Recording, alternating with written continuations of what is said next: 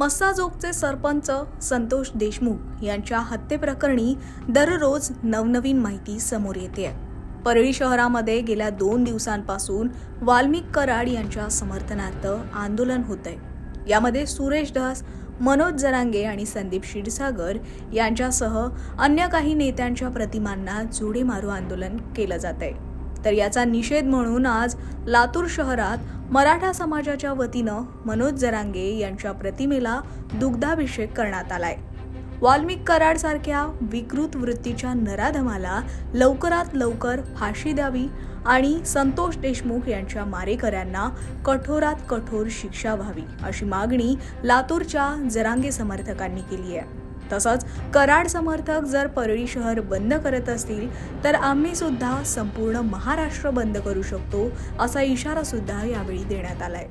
या बीड मधल्या जे नासक्या औलाद आहेत त्यांनी मनोज दादा आणि सुरेश दस, संदीप क्षीरसागर, अंजली दमानिया आणि प्रकाश सोळंकी यांना जे जोडे मारू जे आंदोलन केलेलं आहे त्याच्या निषेधार्थ आम्ही मनोज दादा आणि दसांना जे आमदार आहेत त्यांचा आम्ही दुग्धाभिषेक केलेला आहे आणि त्यांचा निषेध करत आहोत की जी अशी वृत्ती आहे की मानवाला काळीमा फासणाऱ्या वृत्तीचं जर हे समर्थन करत असतील तर ह्या लोकांना केलं काय पाहिजे हा विचार आम्हाला मनात पटलेला नाही. त्याच्यामुळे आम्ही हा निषेध मोर्चा काढलेला आहे.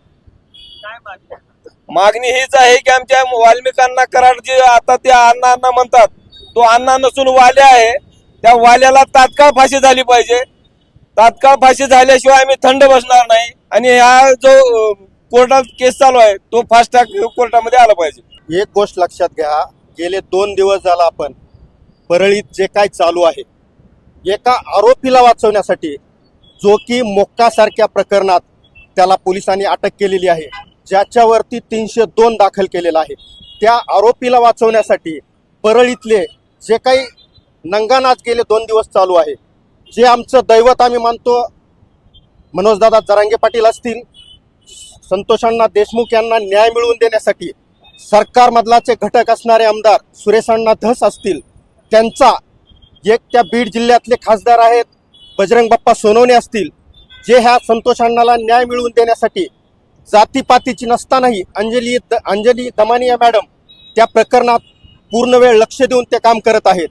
त्या ठिकाणचे आमदार संदीप क्षीरसागर आहेत, हे संतोषांनाला न्याय मिळवून देण्यासाठी त्या ठिकाणी रात्रंदिवस प्रयत्न करत आहेत आणि परळीमधले जे काही नंगानाच करणारे वाल्मिकचे जे काही हस्तक आहेत ते हस्तक या लोकांचा त्या ठिकाणी अनादर करून त्यांच्या पोस्टरला त्या ठिकाणी जोडे मारत आहेत, त्यांचे पोस्टर पायदळी तुडवत आहेत.